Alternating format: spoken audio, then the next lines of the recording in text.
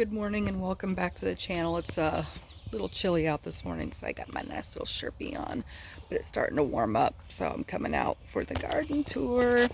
So I've got quite a bit of work done since my last garden tour, which was what, a couple weeks ago now. Some more stuff's blooming, so let's check it out. So I'm back here in the backyard, and my blackberries had done flowered and they're growing berries now. They had all kinds of bee activity all over them. Honeybees really liked them.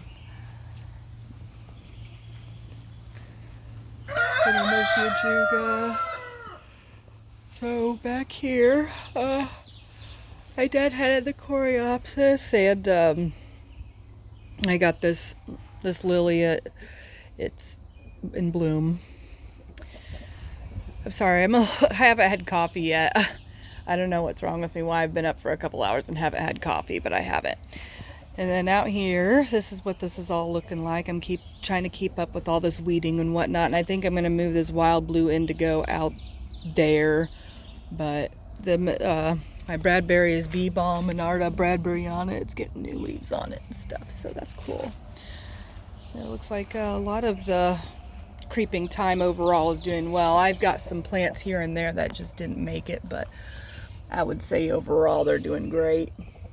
It looks like bugs like to eat the salvias, the little dwarf purple salvias I picked up from Earl King. Something likes to eat them.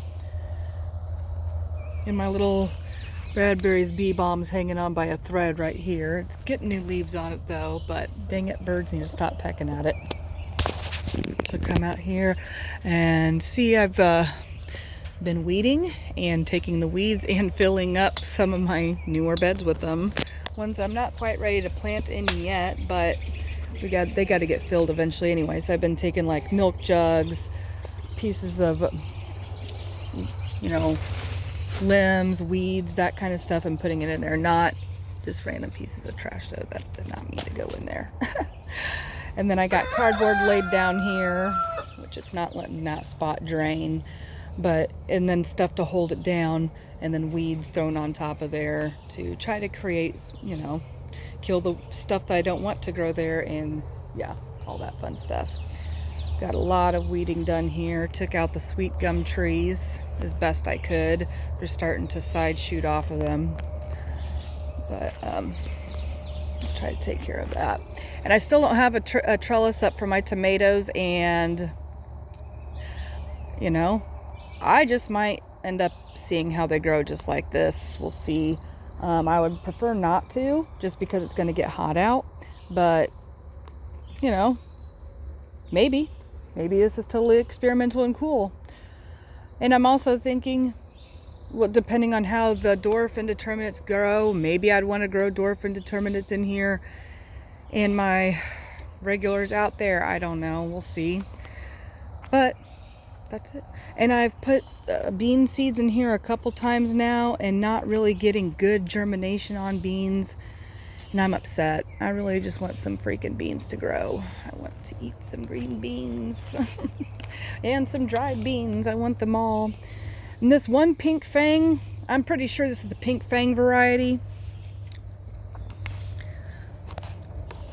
I know they always kind of just look sick and wilty, but that one just is on the struggle bus, so I'm going to pull this plant and let that one go and double stem it. So yeah, now I'm starting to get some fruit set on a lot of my tomatoes, so that's exciting. This purslane's doing real great. That's the transplanted purslane, some of it from the community garden, and then that's the green purslane that I transplanted. That one's doing really good.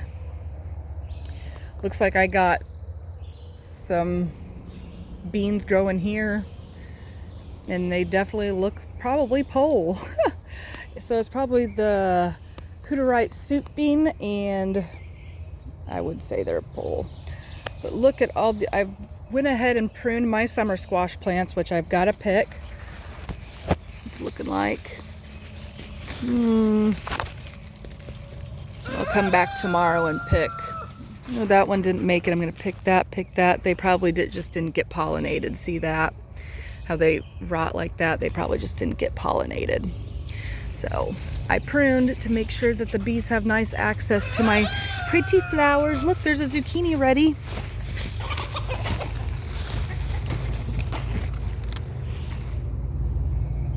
Nice. Let's take a picture of that. That's right. All right. So I'm already picking zucchini. Be prepared to get some chucked at, which I'm excited because I have struggled to grow squash here, if you know.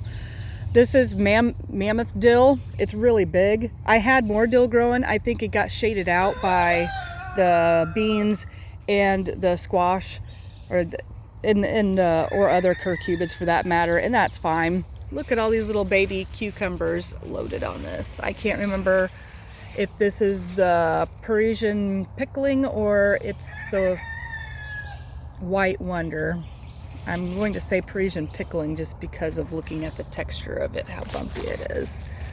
So I think my white wonder was in here, and I just don't think I'm gonna get I might need to move it. I might need to move it because I think it's getting too shaded right here. I moved it once, it was right there, and so I moved it over here so it'd get more sun. But now's the time of year, guys, looking at my squash. Look out for squash bugs. They like to hide right in there, those crotch spots. And then you'll see them down the stems, little copper colored eggs. You'll want to just rip them off. Look, there is a bean flower. Hello, little pretty bean flower. You're so pretty. Yes. Bloom for me. And that is the zebra tomato from Baker Creek. I can't remember what kind of zebra. Yeah, but it's that one. And these are the little quick snack pickling cucumbers from Botanical Interests. And let me see if I can find it. Do they have any fruit on them yet? Oh, yep, we got some babies. And these are supposed to be self-pollinating, so they don't need anything. They'd be great to grow inside. In my slow bolt, my lettuce, yes, that one's going to seed. I'll go ahead and save that one since it grew really good for me over the winter, and I really need to eat some lettuce. Really do. Not my America spinach go to seed. Hang on, we'll give the chickens some greens. They'll like that. All right.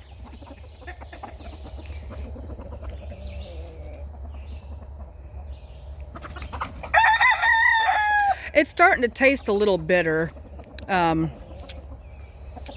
So they could go ahead and eat that, I guess. It is slower to bolt, but it doesn't taste as good. Maybe because I haven't been picking it. I let it get too big. Lesson learned. Lesson learned. So it was a really good lettuce while it lasted, and then now it's just getting bitter. So my one little zinnia seed that I transplanted out here, that I grew inside, started inside, it's blooming.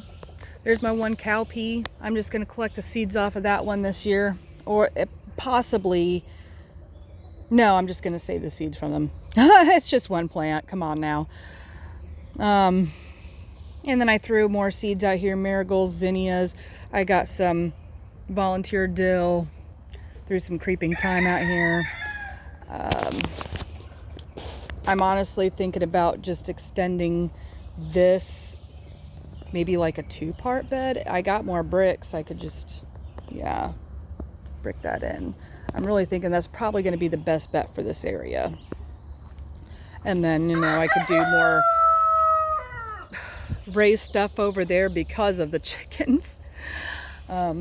Anyway, back to the tour. The oregano is getting huge, and so is the lemon balm. And I'll have plenty of lemon balm to share with y'all this fall. The evergreen parsley, it is not a perennial parsley. It is a very cold tolerant variety, and I have a problem with growing parsley all year long here, because like about February, when it starts to get 15 degrees outside and whatnot, it doesn't last. So I've got it in ground.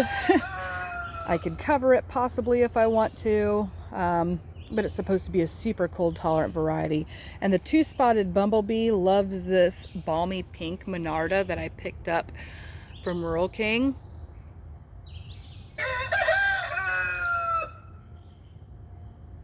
They love it. They've been all over it for a few days now. And so out here I've got some annual arboretums, some strawberries that are growing strawberries on them, and I'm trying to start checking them for ripeness. And the pansies, clearance pansies, I decided to chuck out here. I transplanted a couple lemon balm back there to fill that in. I also chucked a bunch of zinnia seeds out here. I put a zinnia plant right there trying to get it to grow. We'll see what it does. Maybe it will, maybe it won't. But hey man, clearance / throwaway plants. So, oh, my cilantro's going to seed too. So flowers for the pollinators. And coming over here, there's Chad's new ride, but we're not talking about Jeeps right now.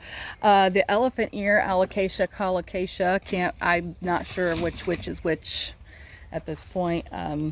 It came back, it just took its time, but there it is. And it's starting to get pretty sizable pretty quick now that it's, the weather's really consistently over 60 degrees, I would say. But it survived. All I did over winter was just pile all these leaves on top of that area and then moved it back. But maybe I could have left the leaves on top of there for a bit longer. I just wanted to be sure I saw something coming up before Chad accidentally mowed over it or something like that, that's all. Not that it wouldn't have grown back, because it would have. But over here I sowed lupin seeds. I've never grown lupins before, but a lot of people say they're easy. A lot of people say it's timing on them and the hard seed coat. So I don't know. I put them in the ground. I need something to fill out over here, and it does look like I got some coming up. So I guess my experimenting's working at this point for now. And yeah, a lot of this creeping thyme and stuff is doing well now too. The penstemons are done blooming, but they'll put off beautiful red foliage during the fall and winter months. And the 4 o'clocks definitely don't know what time it is, but they keep their blooms open all night. And then when the sun hits them, they tend to shut. And then at night, they'll open up. But not at 4 o'clock. They don't open up at 4 o'clock, at least not in this spot. But I did transplant a couple of them long tap roots out there by the mailbox.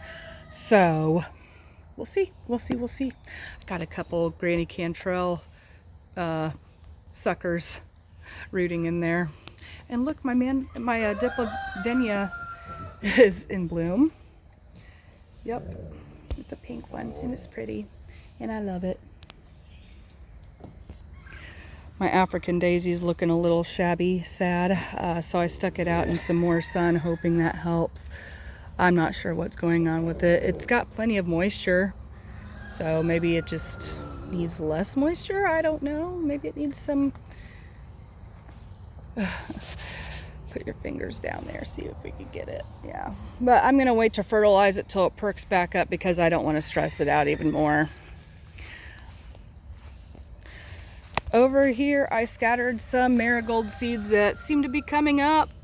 And then this stuff right here is some transplanted lavender. I don't know if it's going to live or not, but it was pretty robust in her yard. And it's pretty local that I dug it up. I dug it up out of North Madisonville and put it in the ground. So we'll see if it takes off. But I'm hoping it does because the honeybees were all over it at her house and it smells great. And it's supposed to help mosquitoes. Look at this, look at this. Look what I said I probably was gonna wait on, and then I got given the lavender plants. So I stuck them in the ground. And then I also stuck my dahlias out here. All 3 of them are out here now. I also direct sowed some seeds. I found some more creeping thyme growing up here on the hill underneath the tree. So they're really small because they're not getting very much sun, but I got them out here started so they could start being a ground cover. So I put flax, lupin seeds, tithonia, I can't remember what else. I'm trying to get stuff to grow there, dang it, stuff to grow there. And I'm not sure if I'm going to experiment leaving the dahlia tubers in ground over winter or not.